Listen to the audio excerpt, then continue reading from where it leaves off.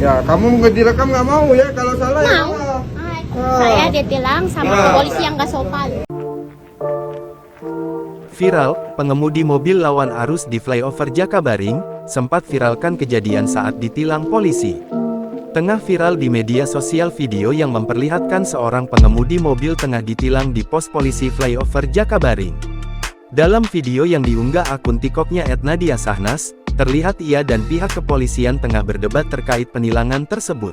Minta kebijaksanaannya. Oh, yang ini nih lampu merah apa sih? Apa? Ini ya. Ya, kamu nggak direkam nggak mau ya? Kalau salah ya Mau. salah. Saya ditilang sama polisi yang gak sopan. Iya, kok nggak sopan? Terbaru, nampak rekaman CCTV mobil melawan arus di persimpangan lampu merah flyover Jakabaring, dengan mengambil jalan lurus menuju ke 7 Ulu Jembatan Ampera.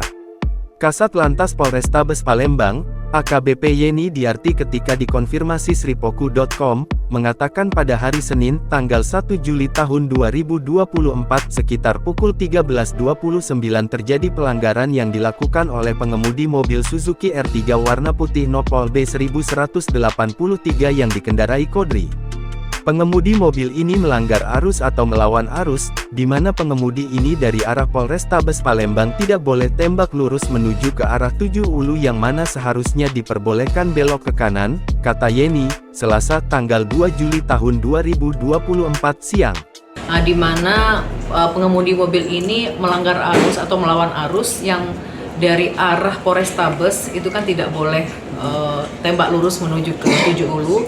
Nah, namun harusnya kan pengemudi diperkenankan untuk belok kanan. Nah, seperti itu. Nah, petugas sudah mengingatkan, namun pengemudi mobil tidak mengurangi kecepatan, justru menambah kecepatan, langsung melawan arus, langsung menuju ke 7. Sehingga pengemudi kendaraan yang lain itu sangat cukup rigu dengan menyembunyikan klakson seperti itu, karena memang sangat rawan sekali terjadi kecelakaan, sehingga anggota mengejar, kemudian menghentikan kendaraan pelanggar.